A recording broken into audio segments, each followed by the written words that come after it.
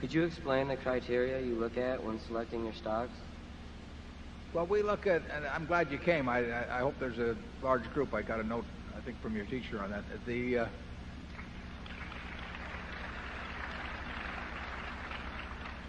We look at it, the criteria for selecting a stock is really the criteria for looking at a business.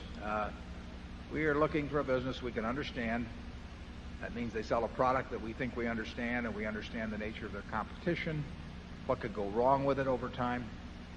And then when we find that business, we try to figure out whether the economics of it means the earning power over the next 5 or 10 or 15 years is likely to be good and getting better or poor and getting worse. But we try to evaluate that future stream.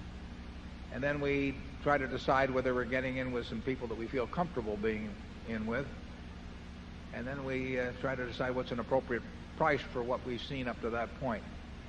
And as I've said last year, what we do is simple but not necessarily easy. The checklist that is going through our mind is not very complicated. Knowing what you don't know is important, and sometimes that's not easy.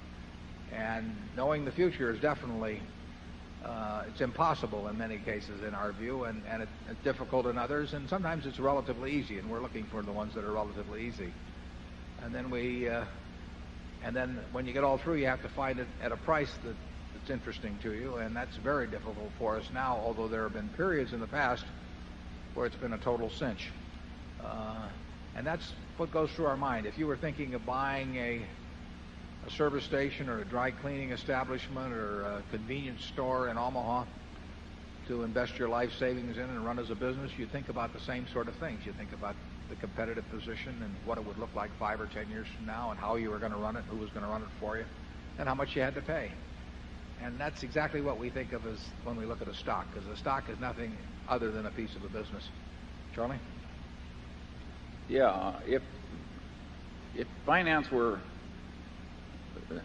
when finance is properly taught, it should be taught from cases where the investment decision is easy. And the one I always cite is the early history of National Cash Register Company, and that was created by a fanatic who bought all the patents and had the best sales force and the best production plants, and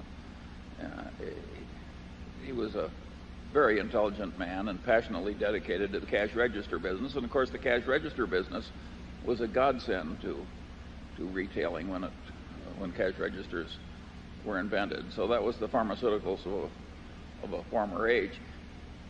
If you read an early annual report prepared by Patterson, who was CEO of National Cash Register, an idiot could see that this was a talented fanatic, very favorably located, and that therefore the investment decision was easy. If I were teaching finance, I would collect 100 cases like that, and that's the way I would teach the students. We have that annual report. What was that, 1904 or something, Charlie? But it's a really a classic report, because Patterson not only tells you why his cash register is worth about 20 times what he's selling for to people, but he also tells you that you're an idiot if you want to go in competition with him. It's a classic. It is just a total, but no intelligent person can read this report and not realize that this guy can't lose.